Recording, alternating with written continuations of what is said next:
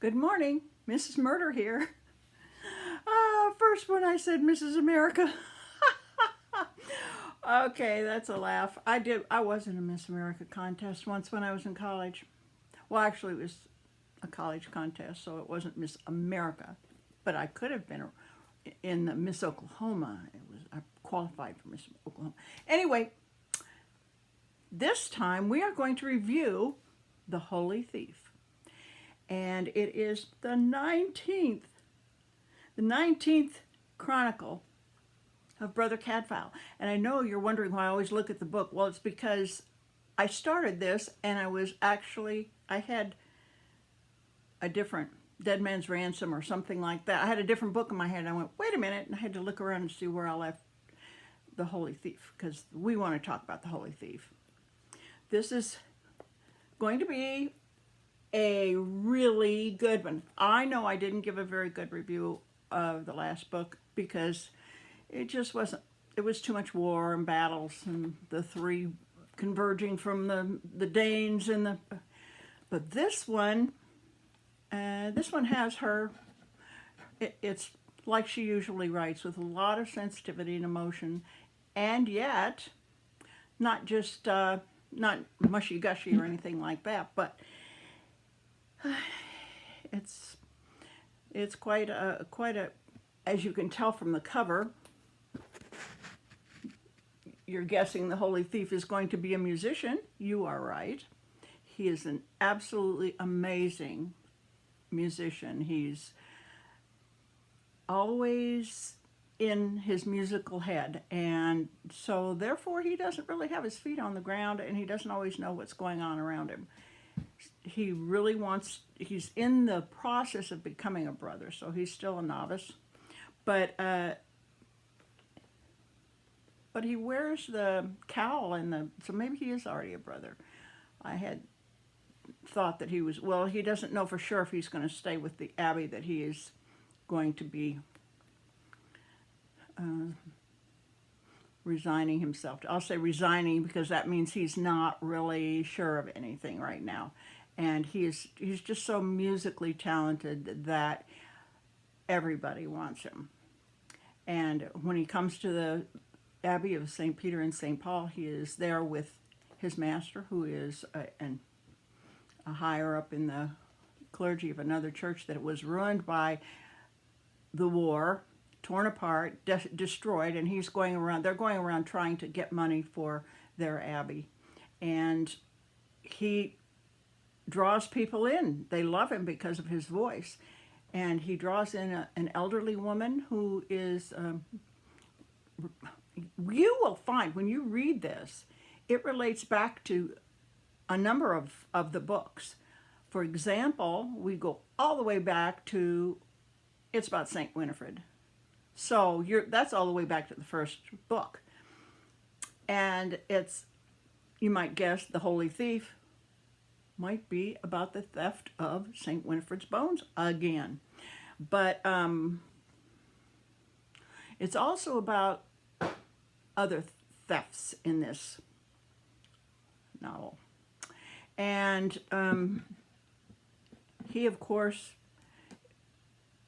this elderly woman who is on her deathbed and has been suffering for years, hears his voice and has him come play her harp and sing for him, and asks the abbot of St. Peter and St. Paul if he can come and sing for her because she can't get to sleep. She can't sleep. She's in so much pain whenever she requests it. So he gets permission to do that while I don't know what his boss, while that he's traveling with allows him to do. But so he goes and plays and sings for her, and is freed from, tries to get back in time for penance and for the different compline and for the different prayer groups with the rest of the brothers. But I know they aren't called prayer groups, but church meetings. I'm still not familiar with all of the terminology of the running of an abbey or of just of the church. But it's very interesting, the things that, I know I use that word too much, but it means it pulls in a lot of different interests, and it involves intrigue, and it involves duplicity, and it involves we see a lot of Hugh Beringer, who we like, and we see a lot of Cadfael trying to find out how different negative incidents have occurred. Not only the death of someone who was supposed to have recognized the person who stole St. Winifred's bones, but also the theft of jewels and all kinds of things in this. And of course, we have a young lady who can sing and has a beautiful voice, and she's a slave. And we find out that she was bought.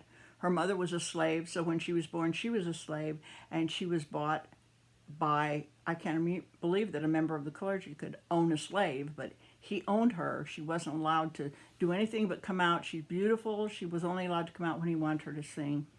And it's a lot of different things are tied in together here with the whole story.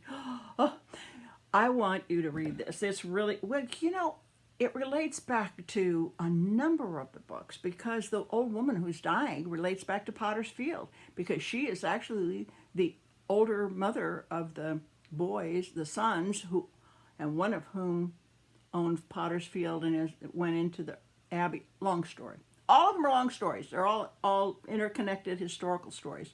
But it relates to a couple of the other previous books too, besides just the first one, A Morbid Taste for Bones, which is about St. Winifred's bones.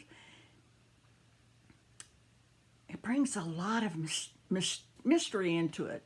Mysterious incidences with St. Winifred, and it brings in psalmistry. It brings in opening the Bible and the divination of what God is telling you in a situation, which a number of the abbots do to answer the question of who did Winifred really want to have her bones, which abbey.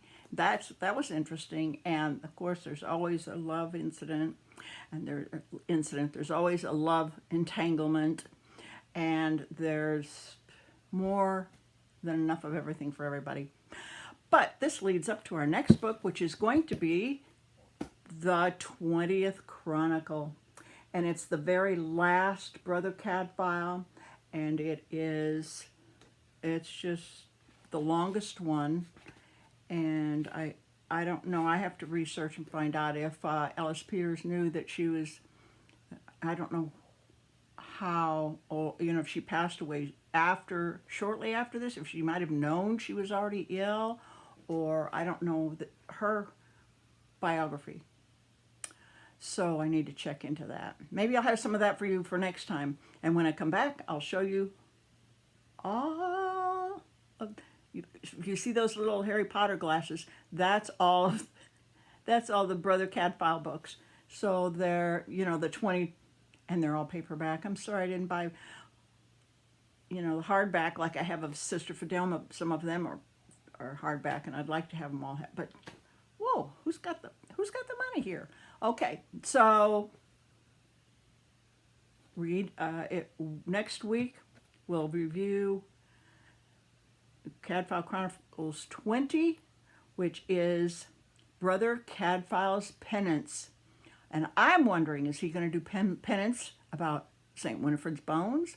Or what is the penance that he's going to have to do? We do know from looking at the cover, it involves his son. And did you remember way back that they said he had a son? We're going to find out about his son. Okay, so this will be a good one. And I hope you'll tune in then. Oh, this went too long. Sorry. Have a good day. Ta-ta for now. Auf Wiedersehen.